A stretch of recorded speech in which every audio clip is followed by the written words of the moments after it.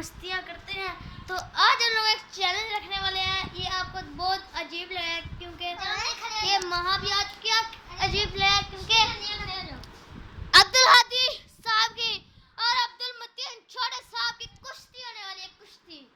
और आप देख सकते हैं कुश्ती होने वाली है, कुश्ती। साइज देखें, इसका साइज देखें और इसका साइज देखें। अभी 1 2 3 गो। नकली मुझे में काट है क्योंकि ना चोर ना लग जाए। नकली मुझे में काट है क्योंकि हम तीन को चोर ना लग जाए, वरना मैं और अब्दा लड़ेंगे ना तो हम लोग का डांड हो जाएगा, हम लोग लड़ेंगे।